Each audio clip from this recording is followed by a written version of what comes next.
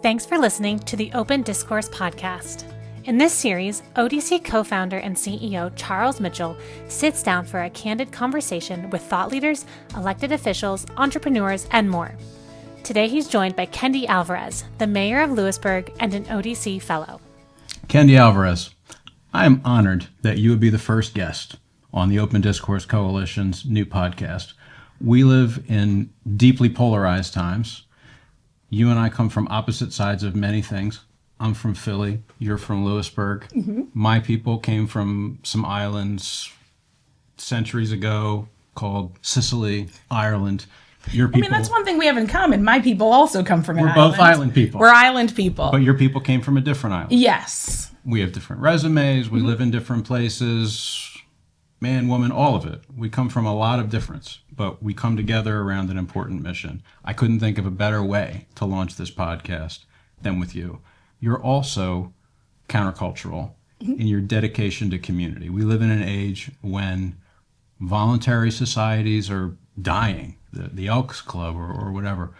We both graduated, as you know, from a university where many people go to Wall Street or to Washington. I went to Washington. I quit, but I went to Washington. But you're the mayor of Lewisburg, Pennsylvania. Yep. And you're a member of every community organization that I've ever heard of. In fact, you've helped me connect to them. So you're wonderfully countercultural in that way, in terms of investing in your community. And I would say pushing back against polarization, tribalism, and some of the besetting evils of our day. And that's really what I want to talk about today, is why. How did you become a person who does those things? So let's start, if you would, with your investment in local community. Very few people go to Bucknell University and go to Lewisburg, let alone graduate and govern Lewisburg as you are. Where did that commitment to community come from?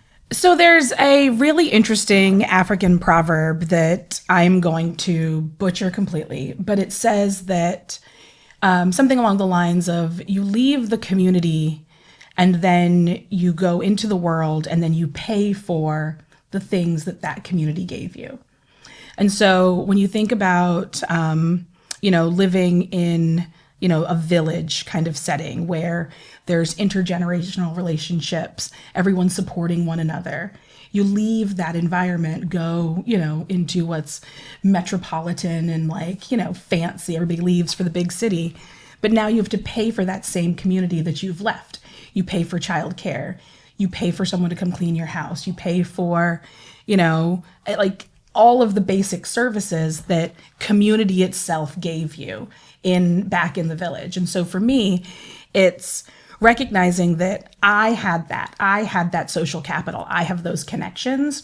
But as people come into Lewisburg, if we want to have a sense of community that grows and is accepting and provides value for people to come in, we have to provide them with those resources. We have to be those other things in a variety of different ways. And so it's making sure that, you're connecting with human resources for recruitment and retention for new people that come in, that they actually want to stay, so that you don't have this sense of, oh, well, it's always just a transient population.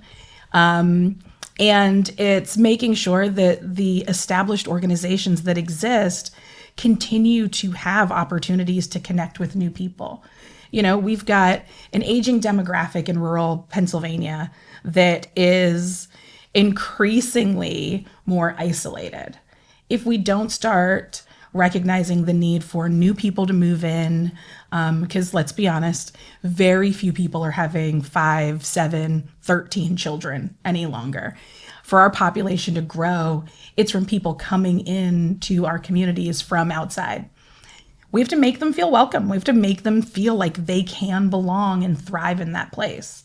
And so for me, it's this history of understanding what it's like to not belong and not feel welcome and included, and making sure that because I've chosen to bloom where I'm planted, that I can be someone that is the catalyst for others to see that it's possible. You are wise beyond your years, but I suspect you may not have had all that wisdom forever. Oh, God, no. When did the light bulb go off that you wanted to make these kinds of investments in your community? Well, like every good Hallmark movie, I was the girl who moved back home after a breakup. And, so I moved back home in 2013 and I was like, all right, I'm here. Like, I'm going to make the most out of being here. And that meant forging new friendships, maintaining friendships with people that I've known since, grade school. But also recognizing that we had all kind of changed and had lives. And so it's reinvesting in those relationships and getting to know them again, not just know who they were, but who they are. And then it's reacclimating with a space that had changed a little bit, but hadn't really changed a lot. And so I kind of went unexpectedly on my grand tour of getting to know the region better, starting with the Chamber's Young Professionals, and being involved in like reigniting that group. And so it started with, 4 or 5 of us who were like, we're here, there's, nothing to do. Let's get involved and engaged, and turned into, some people that I've been really good friends with for 12, 13 years now, that we routinely get together still, even though we are no longer young in that professional sense.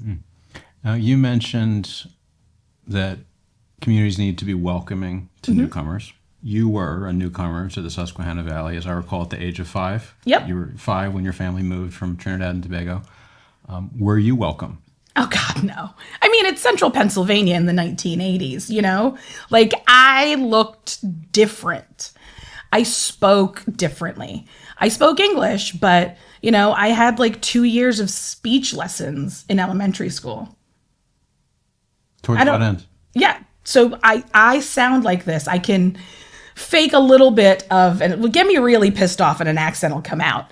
But I take that as a challenge. Yeah. You have to get me really pissed off. I have not yet heard this accent of which you speak, so I realize I have somewhere to go in terms of my... There are levels that I try not to get publicly. Think about that for a second, though. This isn't CNN, right? But if it were, and if you typecast you and you typecast me in terms of who we are, what we've done, what we believe, I should have heard your accent many times by now. Yeah, you should have. Because we should spend all day pushing each other's buttons and pissing each other off. Well, I'm amazed that I haven't. I try really hard, but you're a rather easygoing guy, and I just DGAF anymore. So, Okay, but you were starting to tell the story, Yeah. showing up in the Susquehanna Valley at 5 Yeah. with a funny accent that they trained out of you. They trained out of me. And on top of that, I was 5 and I'd already had 2 full years of formal education.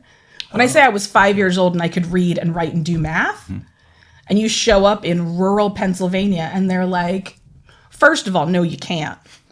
And second, what do you mean you can, when they finally realize that you do? And so, 5 years old, my mom was like, no, she's not going to pre-K, put her in kindergarten. So they're like, put her in school. So they put me in kindergarten. I come home and I was like, all they're doing is napping, Mom. This is not like, come on, this is a waste of my time. She's like, oh no, you're going to school.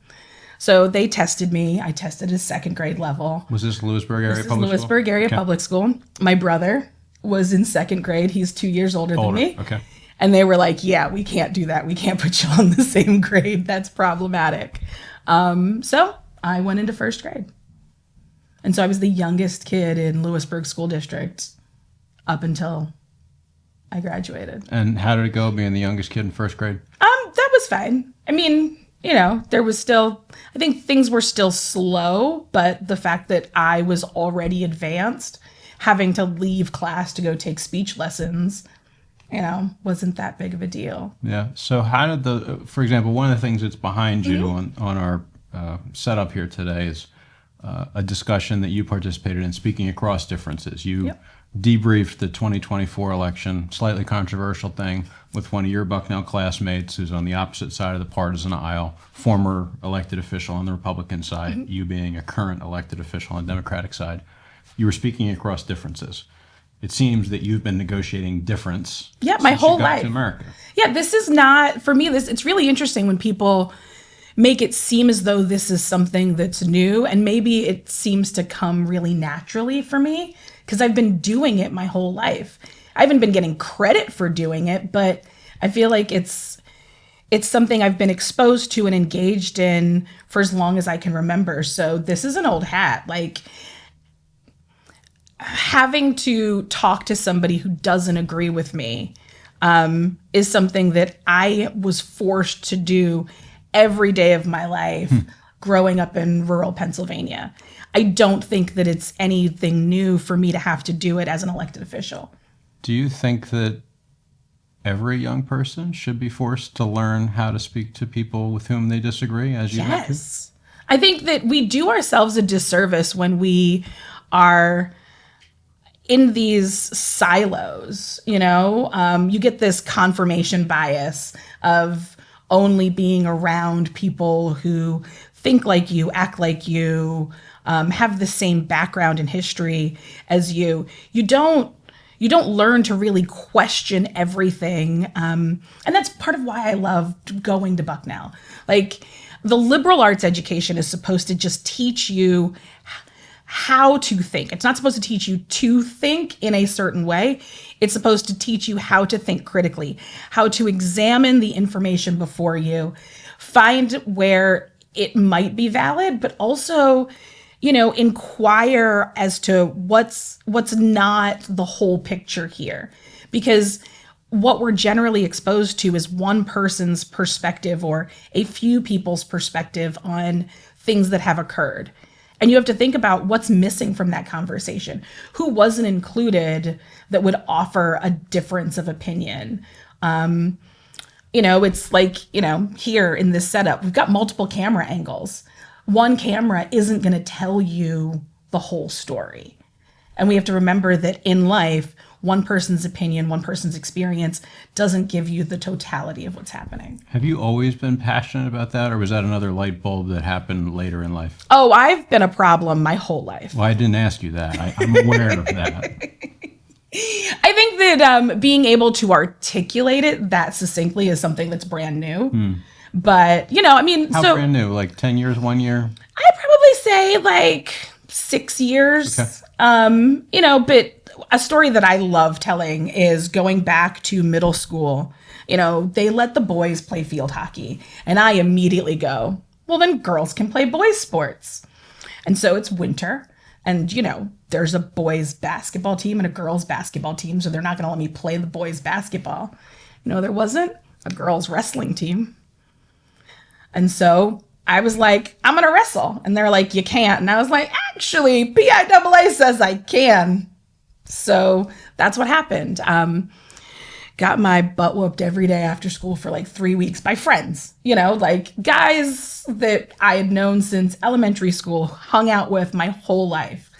Well, not that long of a life as, you know, middle school, but you know, they had very different views on what it is girls should and shouldn't do. And so, yeah, I'm an envelope pusher, you know, but that's how you get people to start thinking differently about how they engage life. Yeah, but my observation is you're not just an envelope pusher. There's plenty of people in the world that are envelope pushers. But you're also a convener, you're a bridge builder, you're a person who brings people together. I mean, frankly, if you were just an envelope pusher, like we wouldn't be having this discussion because, you know, you'd be taking social media pot shots at me and the Open Discourse Coalition for coming into your town and being a bunch of jerks. So, I mean, I think we have envelope pushing in common. Another commonality, actually, right? But that well, because it's like there is a space in the grand, in the overall, you know, toolbox that we have in trying to invoke change, whether it's in a small, you know, tiny little organization or within community. There are all of these tools that you can use to do that. And one of them is kind of just ripping the Band-Aid off and being like, I'm going to go shock and awe. And now we can have a conversation about it. Because if you tiptoe towards having a conversation, people might just be like, nope, I don't want any parts. Yeah. So since middle school, Can you give an example of one of those conversations that you started and how it went? An important conversation where you ripped the Band-Aid off? I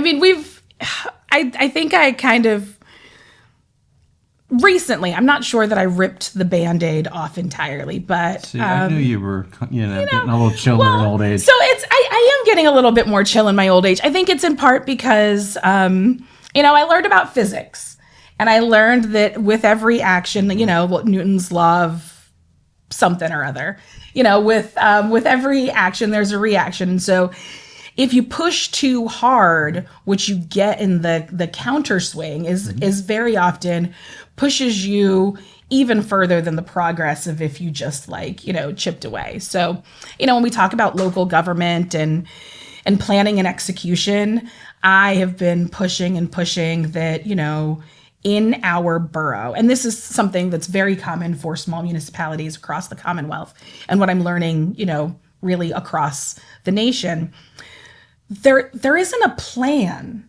about how you're spending the taxpayer money. We have this much money coming in and we have to spend, you have to balance your budget. You have to spend, it's very little that you're allowed to be like, we're going to set this aside for a rainy day. So you've got to spend the money. And sometimes they're just spending the money because they have to spend the money. It's not methodical. It's not strategic. It's, and so on the flip side, you have these local governments that issue these, resolutions. We are this or we are that, but they don't have the policies and procedures in place to align with who they declare themselves to be, doesn't align with the policy that they're outlining. And that the implementation of that policy is how you spend your money on your budget. So for me, I recently wrote an op-ed that kind of called our council out on saying things in resolutions, but not backing them up in policy and procedure and budgetarily. So are you really as welcoming and inclusive as you claim to be? Because your budget doesn't align. Your actions don't indicate that. See, the fun that I have with that is people would say, you're a Democrat, I'm a registered Republican. ODC as an organization doesn't have a view on political issues, but we personally come from different sides of the fence. So my Democratic friend and colleague just said, government spending should be more strategic and more efficient. I'm like, yeah, amen. Give me it should be. I know, but it's also that people would say though that we don't. I know. Yeah. Well, but it's also that there's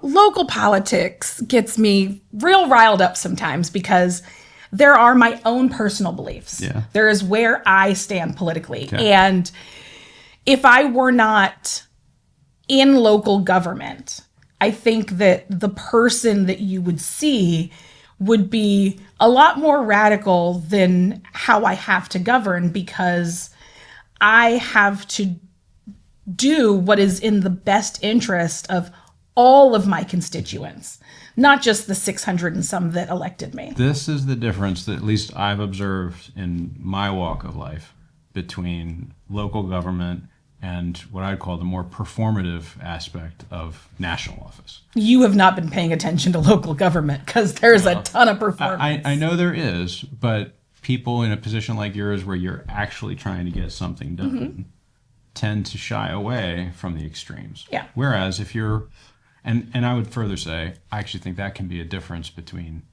the legislative office, no offense to the legislative office, and the executive office. I've seen the same. I mean, as you know, I've spent a lot of time in and around state government. If you are one of the most progressive or most conservative state representatives, we have such a person who represents the borough of Lewisburg, for example, on the far right of the Republican caucus, and then there's an equivalent of the squad in Harrisburg. Those tend to be the people who are the most vocal, the most principled, the most, whatever. But if you're the governor, they're out here. You got to end up somewhere here.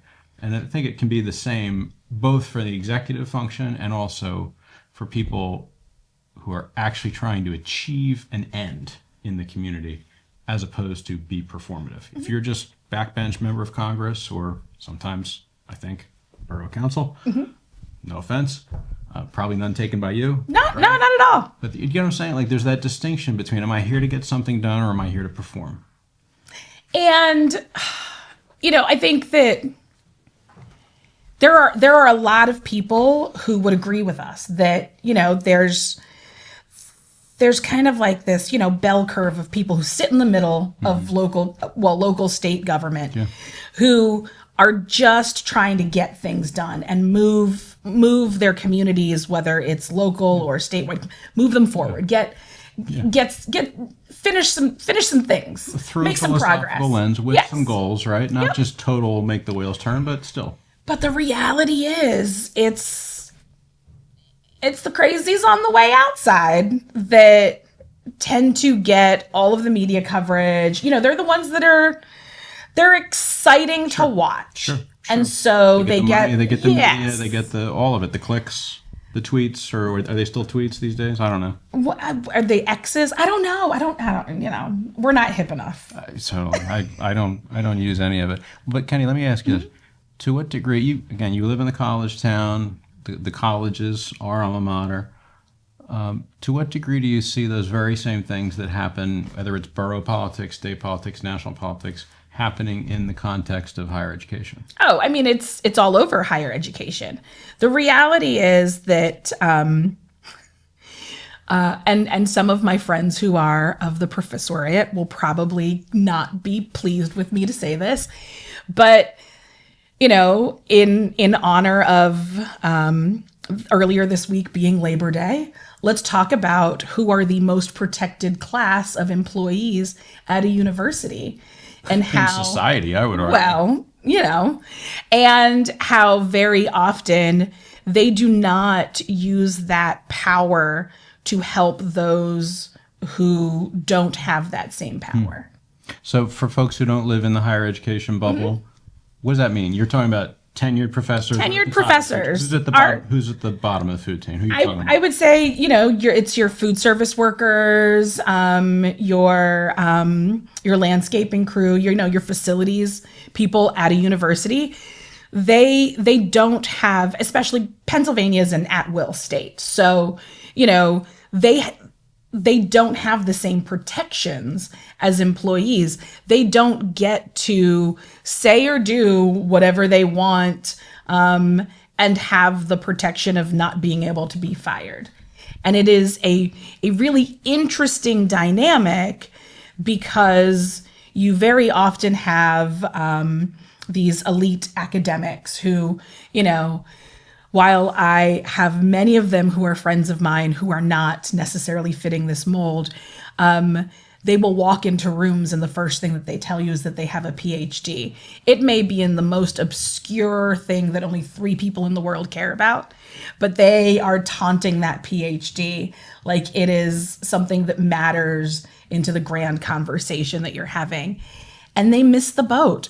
They fail to realize that is not doing anything to bring people closer to them. And so they've basically chopped off the bridge right in front of them rather than building it. I think you're starting to answer, Kendy, one of the questions that I'm going to ask everyone who appears after you on this podcast. So now seems like a good time to just ask you directly. Okay. A few years ago, you became, in addition to being mayor and everything else you're doing, you were a fellow with, working on some issues in Appalachia, all that. But you became a fellow with the Open Discourse Coalition. You led the event that's behind you. You're leading a seminar for students interested in civic affairs right now. Why? Why are you so passionate about this mission? I mean, it was really like a why not. I couldn't find a reason not to do it. And so I did it, and I was like, well, if it doesn't work out, I just will stop doing it. And you haven't stopped, so I haven't stopped yet. So why is it working out? So you remember when we were at Bucknell, you guys did an affirmative action bake sale? By you guys, you don't mean the Open Discourse. No, not the Open Discourse. You mean the conservative The Conservatives student group that I Club, was in yes. charge of. Yes, I plead guilty to that. Yes. And what that means, some of the folks listening have no idea what that is. So there were a bunch of baked items on a table in the Elaine Langone Center, which is, basically the mall where students had to pass by during the lunch-ish hour. Across from that was the bookstore. At that time, I was going to school at Bucknell and I worked at the bookstore. So I got to hang out in the mall and see all of the comings and goings and the fun. And there was this bake sale with a variety of items, and based on your personal identity, you got discounts on items. And so students would come up and they'd walk past and they'd get real upset. I, on the other hand, looked at the opportunity to drop $20 and buy all the snacks. And so I did. And so that was kind of my approach to this. Like, I knew that the organization, I knew many of the people like in the forming of the organization, and I knew that we may not align politically, but I also was like kind of curious and willing to say, okay, why not? Let's see where this can go. Let's see if there are opportunities for connection and collaboration. And if there aren't, I can walk away. I have no problem admitting, be like, well, I made a mistake there. And so I was like, sure, let's see what happens. And what's grown has been a really interesting relationship where, we bounce some kooky ideas off each other. And I think it works. I think it's brought, in a very polarized environment in our community, people together willing to have conversations instead of just being like, I don't want anything to do with them. It's more a matter of like, I may not agree with them, but if I can understand why they make the decisions that they make, then I might have less of a problem with that person. I love the way you've led by example in having conversations, breaking down walls, and giving people a shot. I think that's what we should have more of in society. In terms of whether it worked or not, that little, we'll see. That experiment. Let's maybe talk about a couple examples of some of the interesting conversations that have started. We had a debrief of the 2024 election. Students wanted to hear both sides. They wanted to chew over what had happened. I'll never forget. I don't know about you. For me, the moment from that I'll never forget was it was the very last part of the Q&A. I think you were moderating the Q&A, and a student stuck up his hand. He's an international student, and he was quoted in the Daily Item afterwards because he said, "I'm so glad you guys had this event tonight because I've been attending this university for however long, and there's no discussion about the election in my classes because people have that. I feel uncomfortable. I think everybody's afraid of getting canceled. Right. So, And I for me, I was like, yes, this is why I'm here. This is why I did it. But from your perspective, what struck you about that night?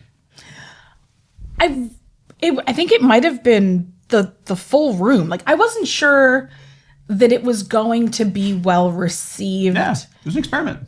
Just understanding the temperature of the community around the election.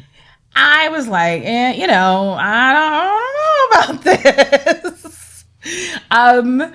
But I walked into the room knowing that I was going to have friends and colleagues who have genuine questions that they'd like to have answered about where do we go from here. I think 2016, people lost their minds at the election results. The devastation that some people felt shook me to a certain extent because I was like, what? But I also recognize that because of how I grew up and the dynamics of my coming of age in a rural small town in Pennsylvania, being an immigrant and a woman of color. I think that it's how I saw what was happening, even if the result wasn't what I had hoped for, was different because of that experience, that I kind of felt like, well, not that much is really going to change, you know? Like, sure, you're sad. The person you wanted to win didn't win. Okay. It's really that I expected again in 2024. Okay. But it was different than that. In that room or in general? Just in general. Okay. And Why? so How? I think that there was a little bit of a, deflation of people, but there was also this recognition of, well, we've had 4 years of President Trump and we know what that presidency kind of looks like.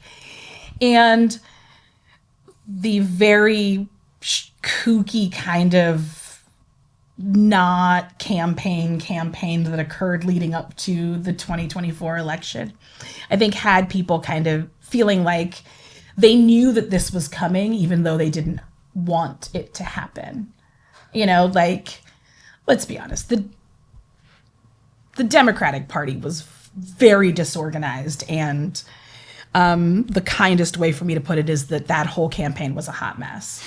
But not that it's any better post, but they kind of have to figure out there's an identity crisis. And I think that everyone kind of felt that. So it wasn't as crushing in 2024 as it was in 2016, if that makes sense. Yeah, it does. Okay. This is a great conversation. Mm-hmm. We're going to have another one. I do have a few more things that you've made me curious about that Okay. I want to follow up on, and then we're going to get back to the 3 questions that I'm going to ask everybody. But what should the identity of the Democratic Party be? If there's a crisis, what should it be? I'm not sure I'm the person to answer that, because I think that the 2-party system is a failed system. And that until as a nation we recognize that was established as a tool for moving forward, but not a restricted space that you needed to continue to be in. This democracy, this democratic republic is an experiment. Mm-hmm. And we have not tested that experiment in the ways that we should by exploring other options. Mm. We've kind of just dug into this is what we are now, and this is what we do. Yeah. And, the world has evolved. The world has changed. People, are not so this or that about things. There's a whole lot in the middle. And until we start to identify that, I'm not sure that the Democrats can find their identity, because I'm not sure that the Republicans have a clear one either. I would agree with that. Yeah. I'll ask you one quick follow-up about that. As you know, we at ODC are having a debate later this fall. Mm-hmm. We like to take tough topics and debate them. On that guy you mentioned, I was watching my watch. How long is it going to take for the word Trump to come out of one of our mouths? So we're going to have a debate on President Trump's agenda, very similar to the event that you participated in, prominent Republican, prominent Democrat, and we'll see what happens. From your perspective, watching these past 8 years, you became a citizen after the 2016 election, so you're, full-fledged American, voting and all the rest, right? Donald Trump, more not my guy, not who I want to be president, or more authoritarian strongman? I mean, most days I am just like, what third world country are we in now? As someone whose parents and my great aunts and uncles, have lived in a variety of places, and I've got friends who are immigrants, and we grew up in a world that paid a lot of attention to the world news. I am like, I don't know that this is what we thought democracy looked like, While I may not agree fundamentally with most Republicans, I think this is the first time in my experience of a president that I look back on the decisions that are being made and I'm like, I don't recognize this place. I don't recognize the ways in which the checks and balances that are supposed to exist in government don't.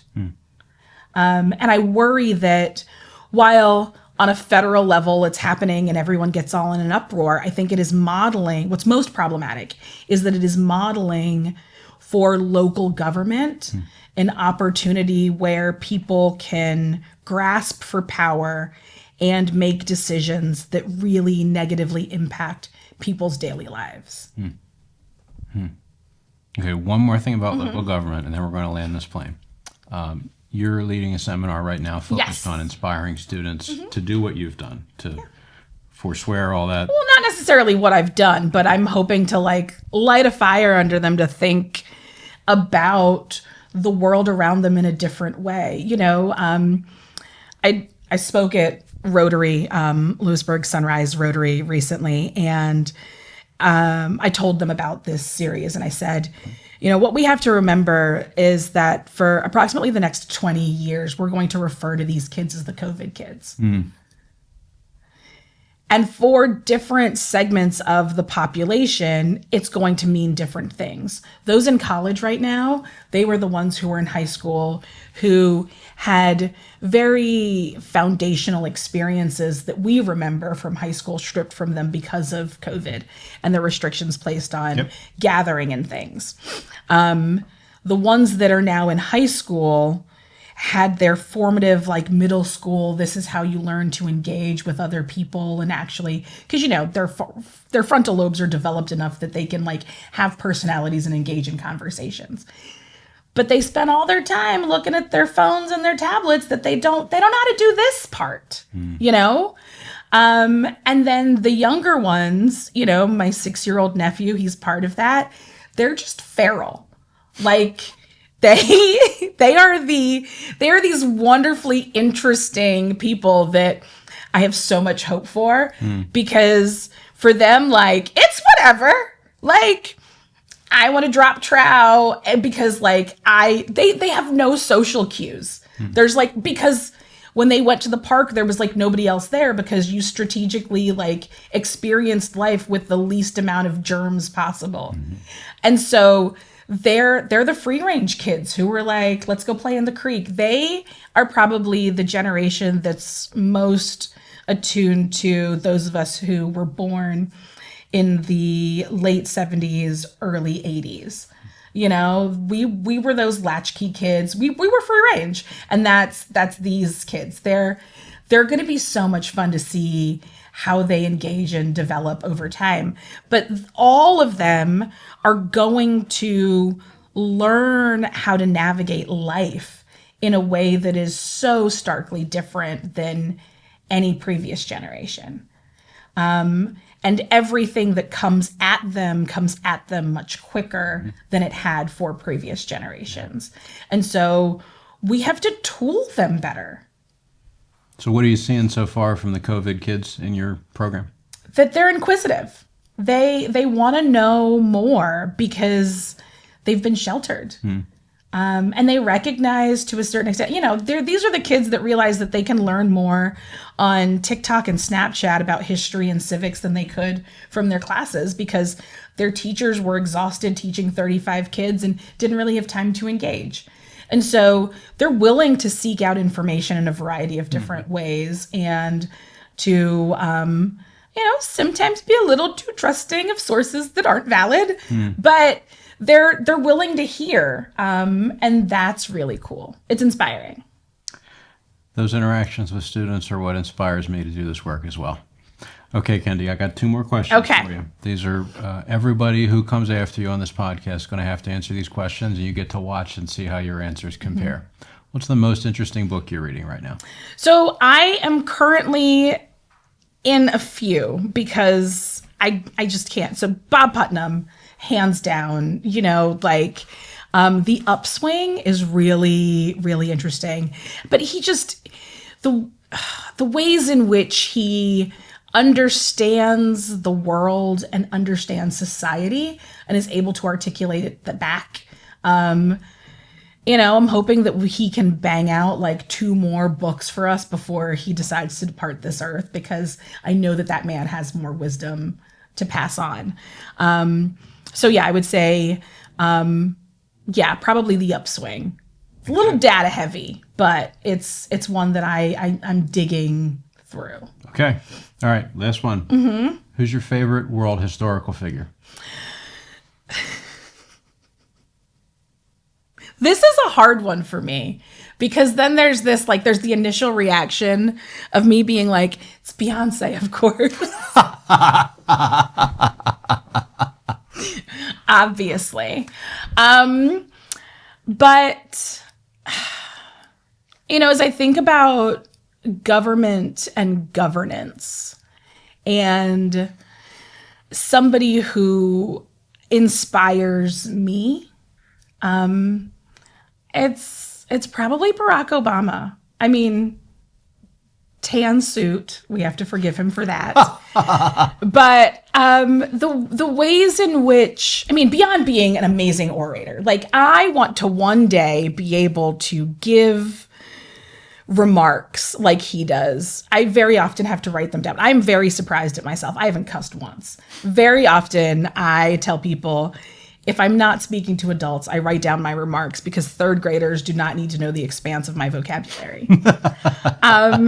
But the way in which he navigates speaking, and of course, he's like, gone to amazing schools and done amazing things. But for me, in recent history, looking at what he has done and has been able to do, and the way that he navigated space that was not necessarily created for him, and allowed himself to be present and to be fully himself in ways that I think America wasn't ready for.